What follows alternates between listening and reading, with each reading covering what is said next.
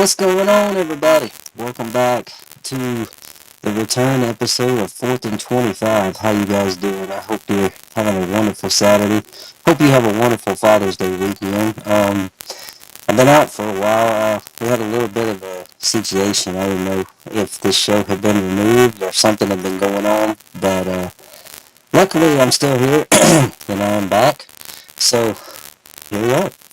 Alright guys, for today's episode, we are going to talk about some non-conference games this coming fall to look forward to. They're going to be fun, and we're going to break down 5 schedules for potential teams that could make their first playoff appearance this fall if the cards fall their way.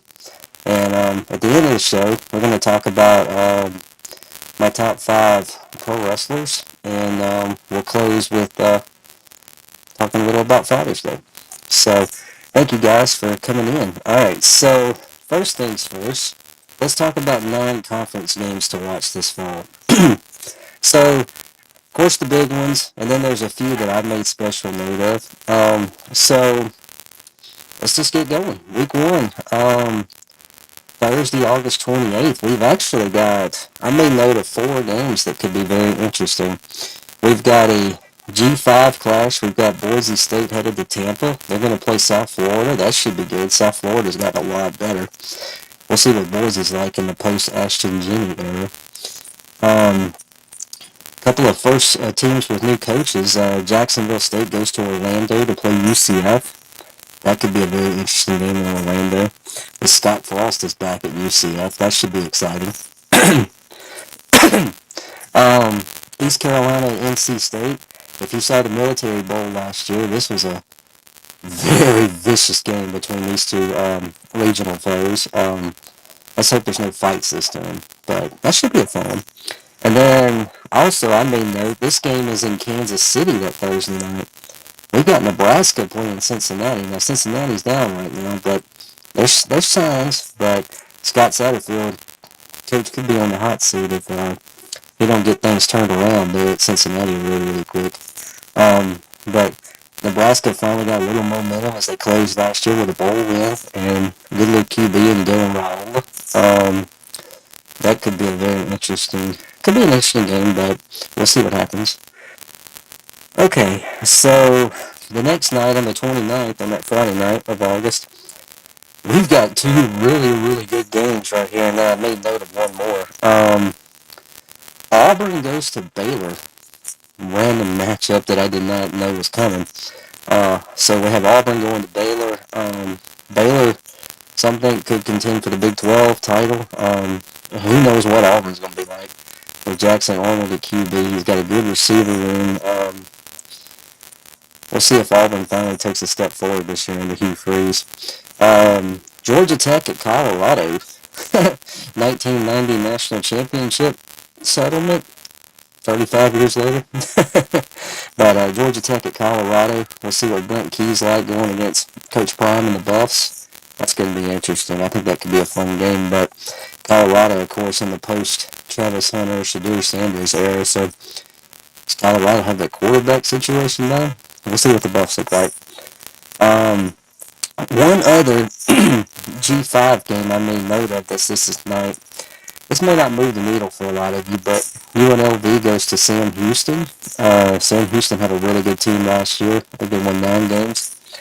And, of course, UNLV's been rolling the last couple of years under Barry Odom. Nearly won the Mountain West twice. Could this be their year? They got the transfer QB from Michigan in, Alex Orgy. I think he's really, really good.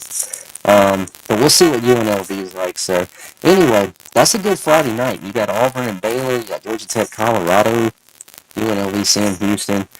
So, I made note of those games. Okay, so, now, of course, we have week 0, but we didn't make note of that because the real big game that week's a Big 12 game. But, so our first full Saturday, August 30th.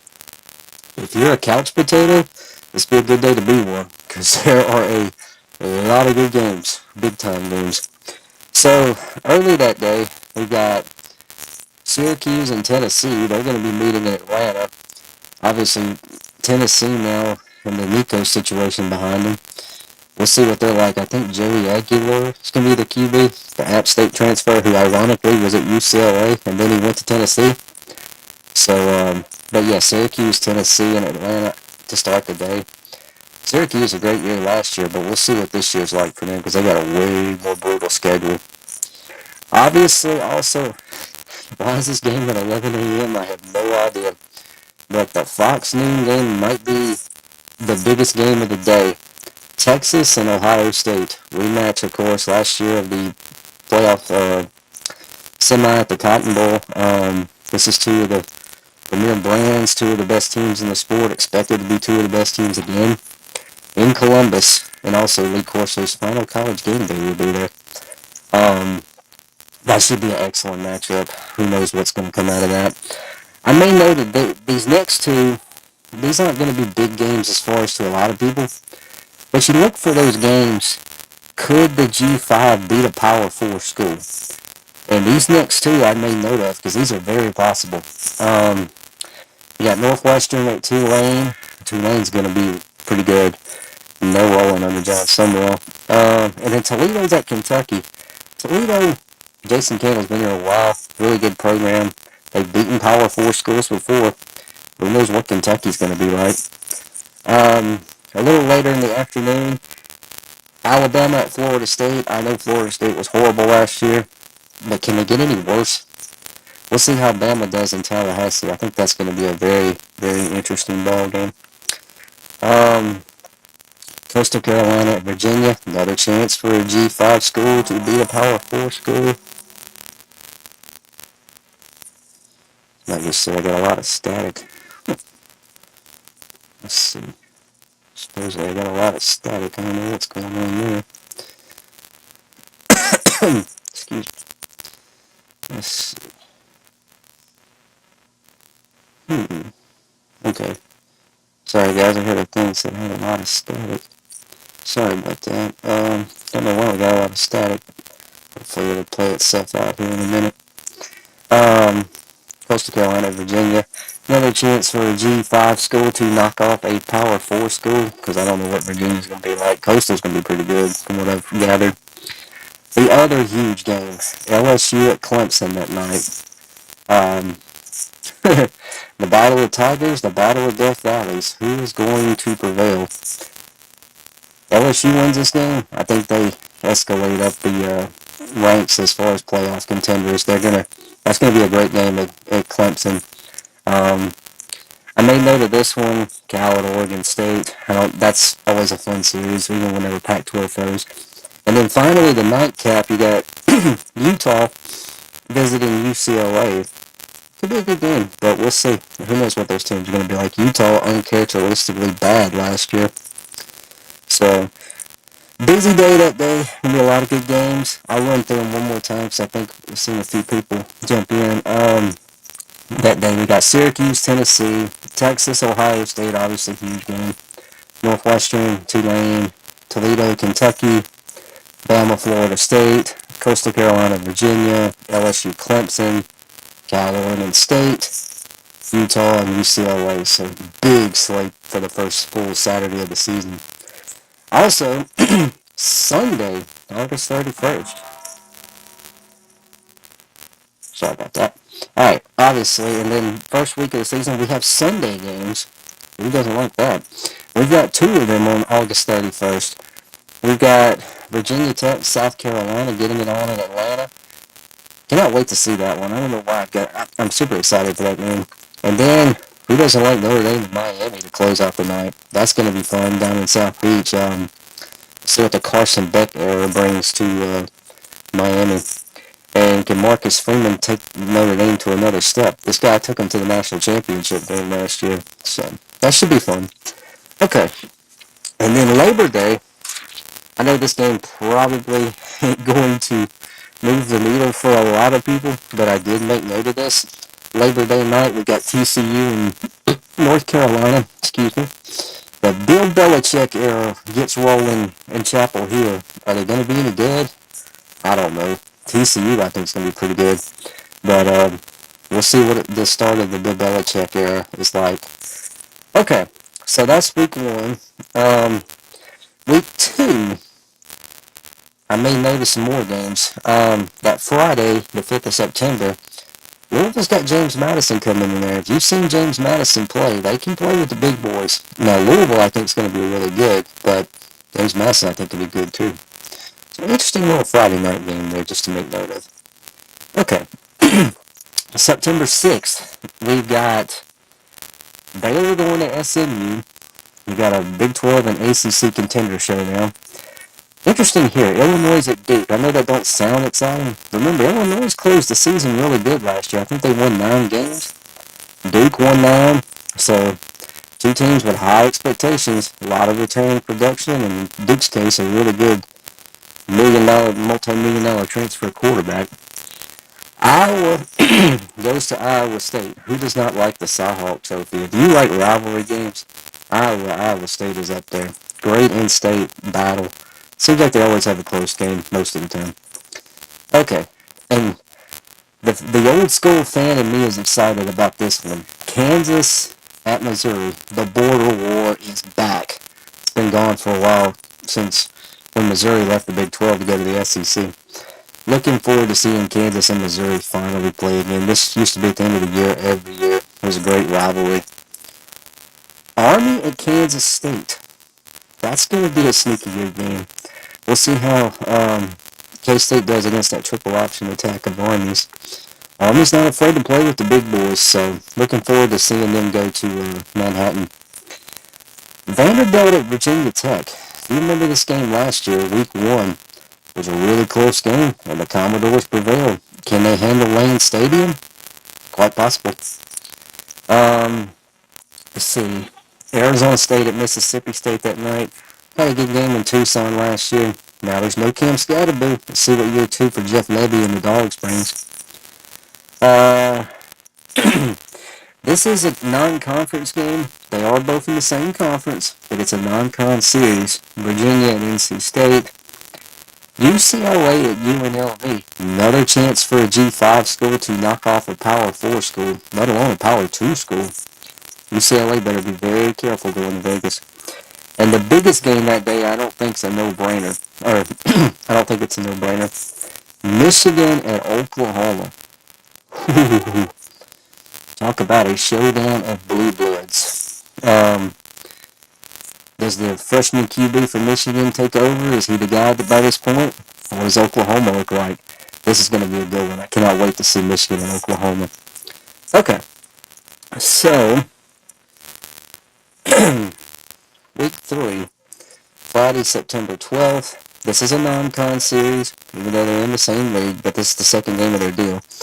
Kansas State's at Arizona. I don't know what Arizona's going to look like, but I think Kansas State's going to be pretty good. Okay, now moving over. Let's see. September 13th. Got 6 games here I made note of. Wisconsin goes to Bama. I don't think Wisconsin's got high expectations, but I remember a time when this wouldn't sound like a good game. But will Bama dominate them again? We'll see. The backyard brawl.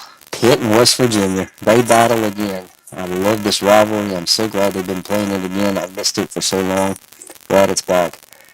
South Florida's at Miami. Again, USF's going to be pretty good.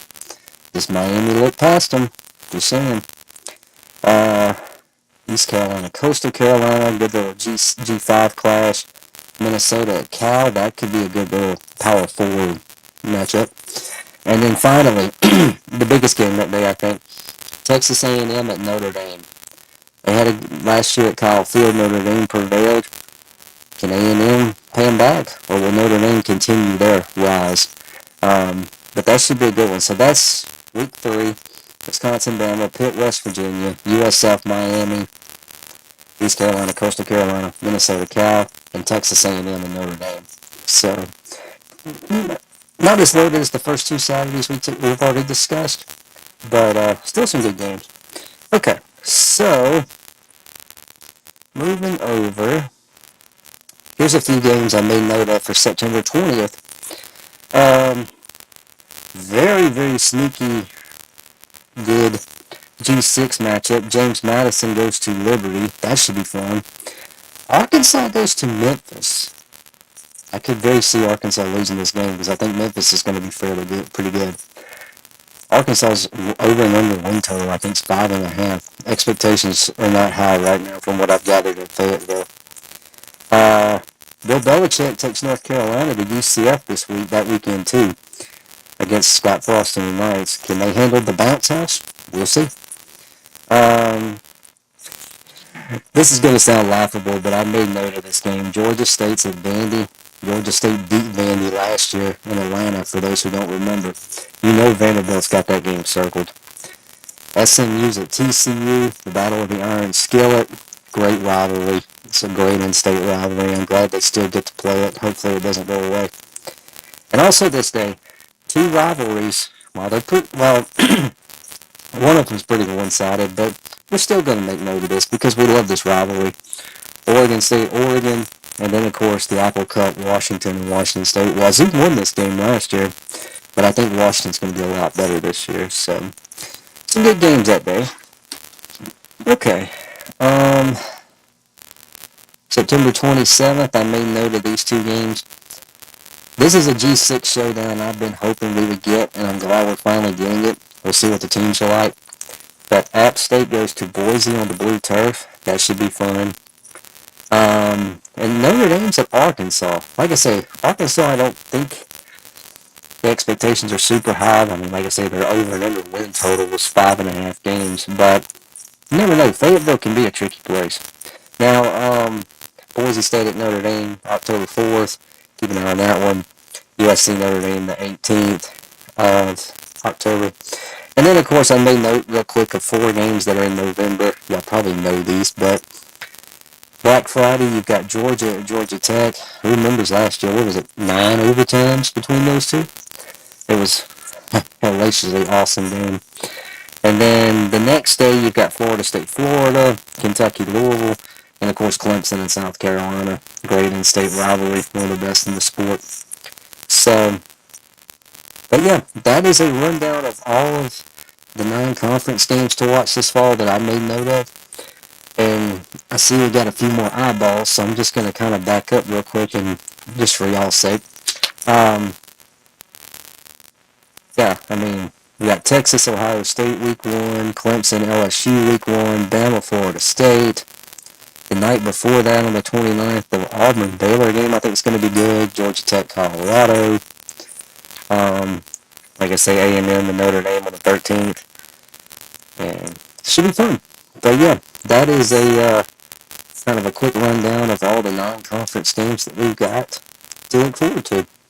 Alright guys, I'm going to take a quick break, and when we come back, we are going to jump into the other main part of today's show. We're going to look at 5 schedules of teams that I think are going to be serious contenders that can make their first playoff appearance this fall. Alright, we'll be right back.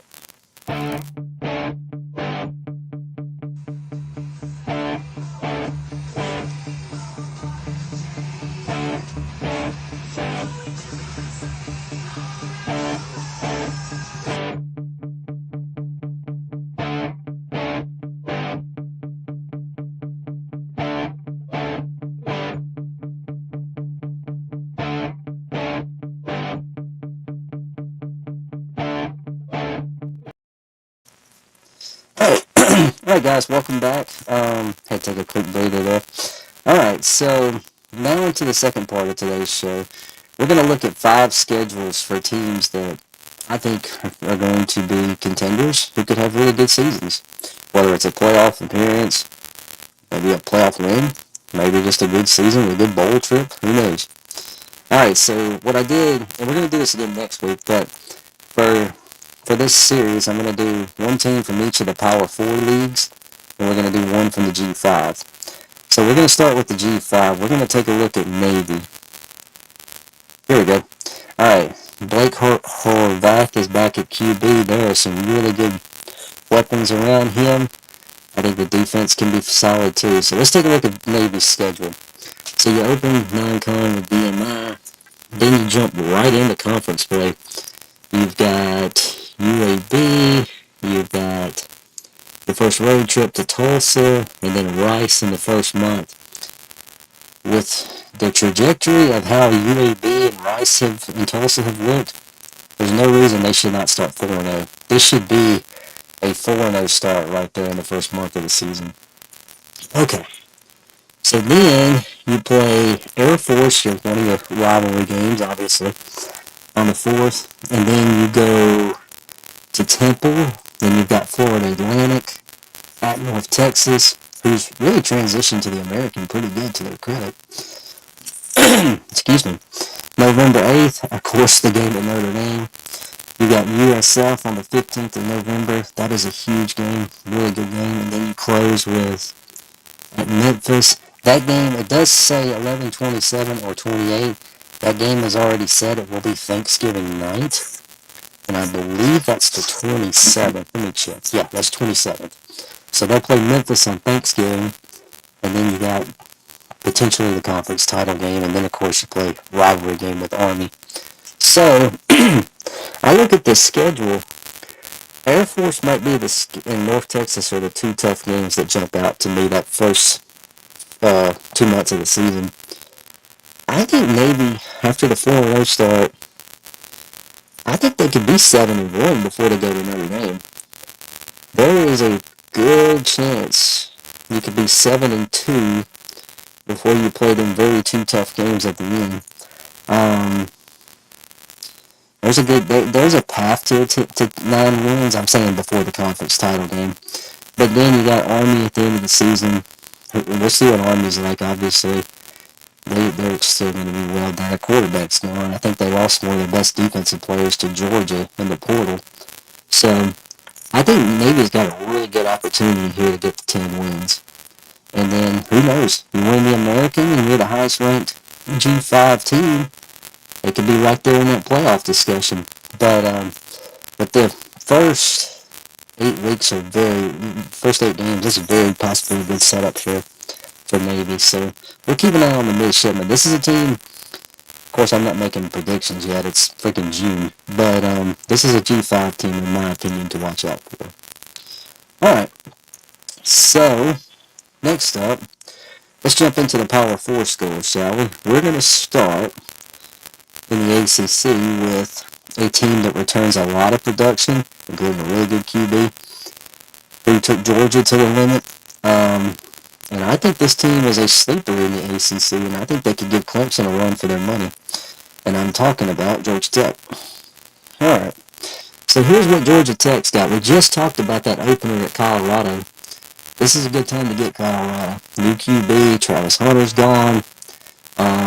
Friday night in Boulder, that could be tricky. That should be interesting. And then they play Gardner-Webb, that's a win.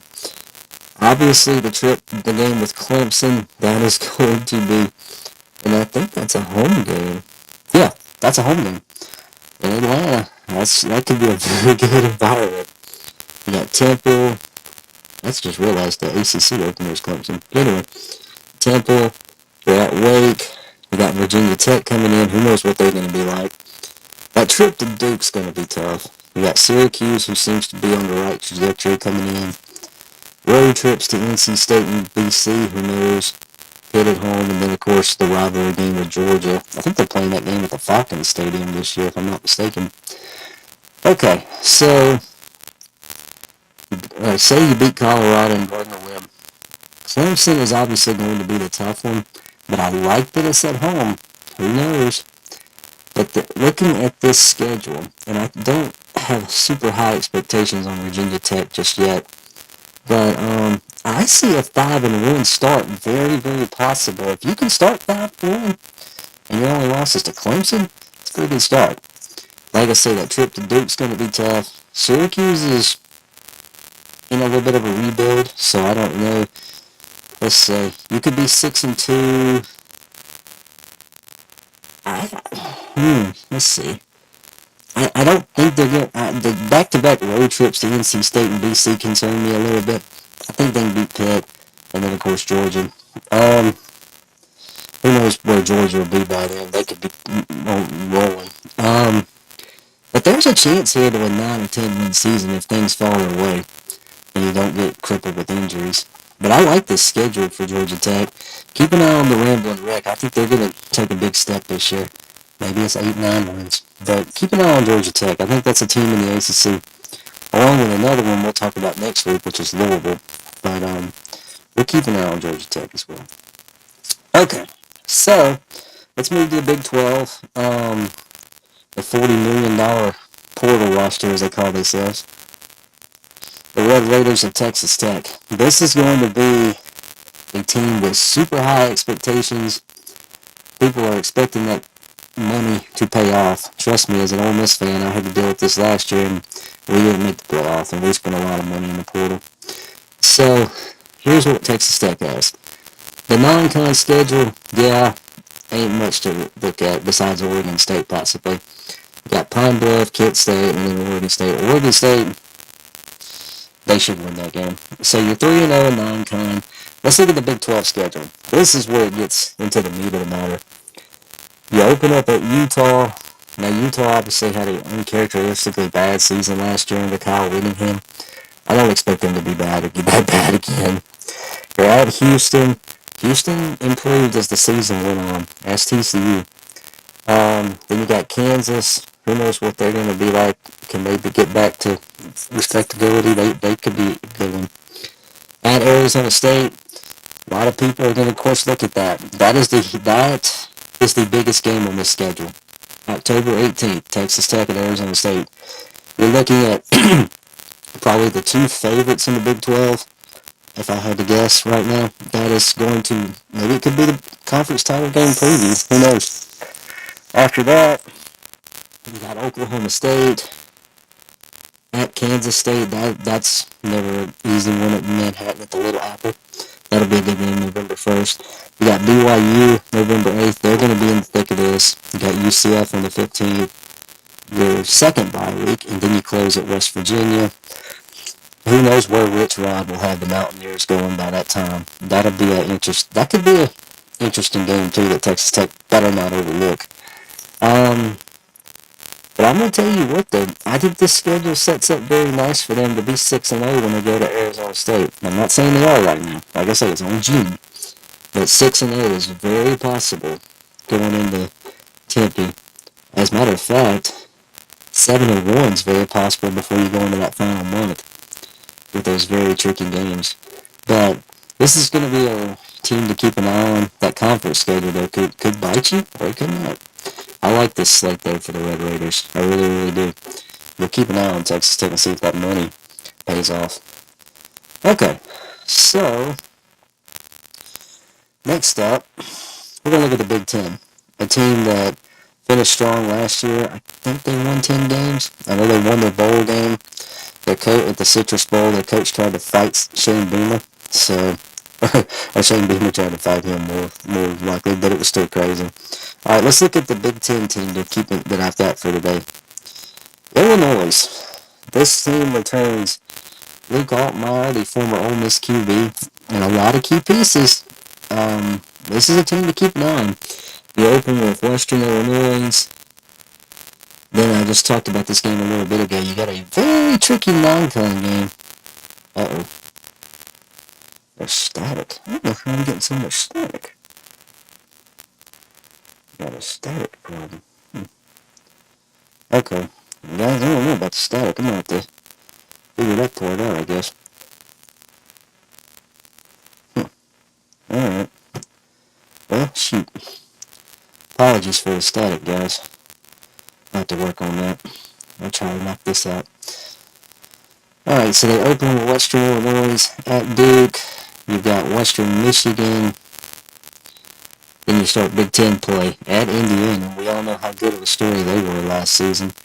Then you've got USC at home. That's very favorable. You're at Purdue, Ohio State. Of course, that's going to be tough. At Washington. Yeah. At Washington, I think they're going to be better. They've got a really good little QB going. You got Rutgers, Maryland, at Wisconsin, Northwestern. You got a very, very favorable close that final month of the season. 4 very winnable games. If you get Duke, you should be 3-0 in non-con. But that trip to Indiana, who knows? You got USC and Ohio State at home. That's good. That's big. Trip to Washington will be tough. I think they can definitely duplicate 9 wins, if not 10. So, should be a very interesting team to keep an eye on in the Big Ten this fall. Keep an eye on the old line now. Just keep the buffet away from Brett Bielema, if you know what I mean. Okay, so our final final schedule we're going to look at real quick. Let's, of course, move to the best conference in the land, the SEC, outside of the playoff.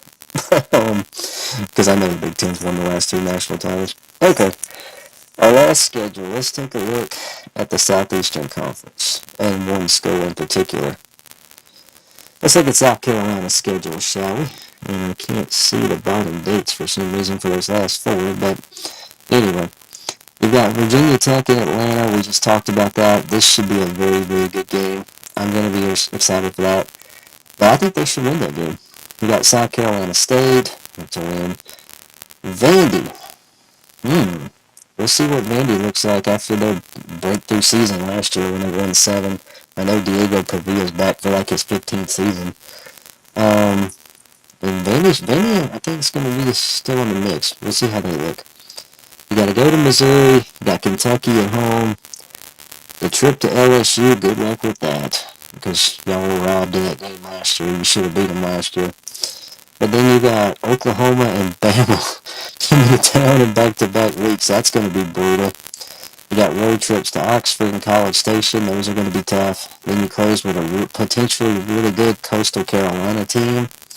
And then, of course, Clemson in the rivalry game. You got Clemson at home. That's obviously huge. This is a very interesting start here. I could see a 5-1 start, but those back-to-back home games was... I'll tell you what, back me up here. That 5-week stretch of LSU on the road, Oklahoma and Bama at home, then trips to Ole Miss and A&M, that's going to be rough. That's going to be rough, but can they orchestrate it? Absolutely. I think there's definitely clearly a path, though, here to a 10-win season and maybe to the playoff for all we know, because they've got the pieces, the QB, D-line. Going to be very interesting to see what happens. Oh, I got some comments coming in. I see some 9-3ers. I guess, yeah, that's more realistic. I could see 10, but 9-3 makes a lot of sense. I agree wholeheartedly. Definitely will not disagree with that. Alright, guys, appreciate that. Appreciate the input. Alright, fellas, going to take one more break, and then we'll come back and we're going to talk about Aaron Rodgers signing with the Steelers real quick. We're just really going to go over his contract, and then we'll talk about that, and we'll get ready to close this thing out, talking about my favorite pro wrestlers. Alright, guys, be right back. Look at me, you're lost at sea, circling eternally. Come and help me from this insanity. Where am I disgrace? I hate to see your face. I wanna see you drown in your sorrow. You know I'm not the same. I'm fading away. I'm falling into my grave. Alright, guys, welcome back. Let's head down to the final stretch here. Alright, so y'all know by now, Aaron Rodgers had to come back. He ain't done. He signed a 1-year deal with the Pittsburgh Steelers, base value $13.6 million. He received a $10 million signing bonus. There'll be a cap hit of $14.15 million. There's a $5.85 million incentive package. Gets $500,000 for a playoff berth, $600K for a wild card win, $1.5 million if you win the Super Bowl, blah blah blah blah blah. But anyway, I thought he was going to retire. I'm going to be honest with you. I thought he was going to retire. But maybe he mentors Will Rogers. I don't know. But people don't realize this, but he made it through the whole season last year for the Jets. I think he threw more touchdowns, if I'm not mistaken, than maybe Mahomes or something like that. I didn't pay full attention to it. But we'll see what he brings to the organization. Can he stay healthy? That's number one question. Does he start? I'm assuming. But hey, look, if Will Howard needs somebody to learn from, that's a good one. So we'll keep an eye on that situation and see how that goes for the Steelers. Okay. Also, real quick, if you watch spring football, UFL championship game is tonight on Fox. DC Defenders, Michigan Panthers, 7 o'clock kickoff. I will be pulling for the DC Defenders because their QB is an Ole Miss guy, Jordan Tamu. College World Series going on behind me, Murray State and UCLA. Day 2, the other side of the bracket. But UCLA is rolling 6-0 in the 5th inning according to my phone. Alright guys, so let's put a wrap on this show with a couple of more things. We're going to do our non-football segment. We're going to do my top 5 pro wrestlers. Now, I'm not saying these are the greatest of all time in general. These are just my personal guys. The guys I grew up with, a fan of. Alright, so number 5, and I know he's caused some stirs in the last few years, but you can't overlook how great he was as a talker on the mic, and still is. But, The Rock, of course. Great promo, great on the mic, had some great matches, of course. Maybe the best rivalry ever was Stone Cold Steve Austin, depending on who you ask. But, highly entertaining, and apparently can sing. But, uh-oh, I got an audio problem. Somebody's singing. Okay. Alright, guys, I'm gonna figure that out. I don't know what's going on with this audio. Maybe it's the same out there. Alright, I'm gonna make this real quick, so since I've been on here this long, at least anyway. Very staticky. I don't know why somebody here is so freaking staticky. That's crazy. I don't know, guys. That's weird. Let's see. Let me see if I can just take a look real quick.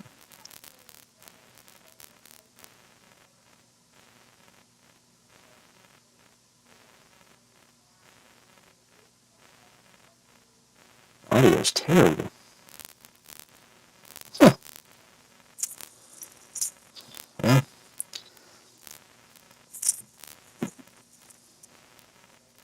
I don't know what's going on with my audio, guys. I apologize.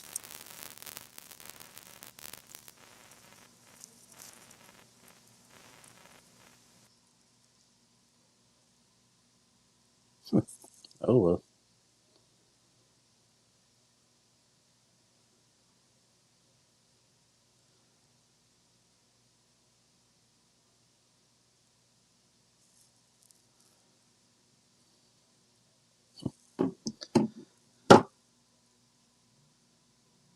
I didn't have this issue last year. That's last time. I'm gonna have to work on the audio, guys. I apologize. I'm gonna make this real quick so we can get out and get out of here. Hopefully, it don't hurt y'all's ears. All right, Terry Walker. Okay, I got it. It's better. There we go. All right, somebody send me a thumbs up if you don't mind. If it at least sounds a little better. Lugnut fixed it. Oh, all right, guys. I hope y'all can hear me better. I'm gonna wrap this up. I apologize for the problems. Number 4 on my favorite pro wrestlers of all time, the Big Red Machine, Kane. Of course, I was a huge fan of this guy. I love the gimmick. Him and, of course, Taker, the Brothers of Destruction. I love their storyline. I think it was the best storyline ever told in pro wrestling, in my opinion. Kane had some masks over the years. This was probably my number 1 favorite. I love that mask. Oh, and I just got a Roman Reigns acknowledgement. Thanks, babe. All right. The mayor of Knox County, Tennessee, by the way, too, in case you did not know that. Okay, number 3. Somebody's listening to my audio in the background. I hear him. All right, number 3. Arguably the greatest. Uh-oh. Uh-oh. I see it. I see y'all. All right, number 3. Of course, the Texas Rattlesnake. Stone Cold Steve Austin. Many call the greatest superstar of all time. Point blank. I would agree with that as far as overall. Maybe not my number 1, but still one of the best. And there still has never been nobody like this cat. But anyway, vicious, great promo, great talk, great work. Oh, we got another Roman Reigns acknowledgement. There you go. All right, number 2. There's a tie here at number 2. I got 2 guys at number 2. These were 2 huge people in my childhood. First, number 2, we'll call it 2B, I guess. The Stinger, recently retired. Love the Crow Sting. I wasn't as much on the G.I. Joe Surfer Sting, but this Sting, awesome. Love this gimmick. I thought the match with Hogan in '97 at Starrcade was kind of a dud, but it was still a great story told. Sting and the NWO, that was a great feud. If you watched it as a kid like I did, you saw greatness. Okay, the other number 2, and I know we're fixing to get some love on this one. My other number 2, Mr. WrestleMania, of course, Shawn Michaels. His entrance at Mania, I think it was against Bret Hart, where he came in on the line on that. I think it was a carabiner or a line or something like that. The great, maybe my favorite non-taker entrance of all time. Um, Charismatic, great worker, great seller, maybe the best performer of all time. Still weird that he don't have hair like that anymore. I don't know what it is about Shawn, but there they come, ever, ever, ever, ever. I was waiting to see if anybody said anything, but anyway, but yeah, Shawn and Bret Hart, unbelievable matches. Shawn and Triple H was great, and of course Shawn and my number 1, you know who this is, was great. So many great rivalries, so many great matches, and the dude's also great, hilarious, funny man. All right, with that said, further ado, my personal number 1, I call him the GOAT. Not everybody's going to, but I call him the GOAT. The Dead Man, The Undertaker, who recently, by the way, had heart surgery, so get well wishes to the Dead Man. Hope he's doing well. Didn't have to talk. Greatest entrance of all time. Greatest WrestleMania entrances, in my opinion, of all time. Best theme song of all time. The 4 years right up toward the end, when he did the 2 matches with Shawn and he did the 2 matches with Triple H, that was the best 4-year storyline ever, in my opinion, or one of the best of all time. Um, Damn Heartbreak Kid. Yeah, exactly. Shawn and Taker's matches were so great. Of course, the story with Kane was great. He did great with Austin. He done great with so many people over the years. Um, to me, the when you think WWE, this cat comes to my mind at the top. Him and Shawn both. The second match with Shawn was his greatest match, I feel. That was Mania, was it 26 in Phoenix? I know the one at 25 in Houston with Shawn got so much praise. Um, yeah, but him and Shawn was awesome. That they told a great story. And then, of course, like I said, him and Triple H did too. And some of the other guys in the latter years, I thought he did great with CM Punk. I thought he did great with Jeff Hardy. I thought he done good with Cena. Um, yeah, he had so many great matches over the years. But he will always be my number 1 anyways. Especially Shawn coming down like he was Heavenly Undertaker. Yep. That was Mania 25 in Houston. He come down from the rafters looking like a white Undertaker. And then, of course, when he got to the ring, Taker, of course, come up from the ground. It was like good versus evil. You had Shawn coming from the heavens, and you had Taker looking like he was coming up from hell. Yep. I remember exactly what you're talking about, Terry. That was an awesome match. Great match. All right, guys. So that is my top 5 pro wrestlers. Like I say, that's just my personal top 5, 6 if you include the tie at second.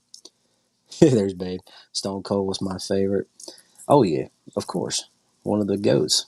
One of the goats. He was number 3 on my list. But anyway, as far as who do I think is the true greatest of all time, personal opinion. What is your hat? Are you asking me what's on my hat, Terry?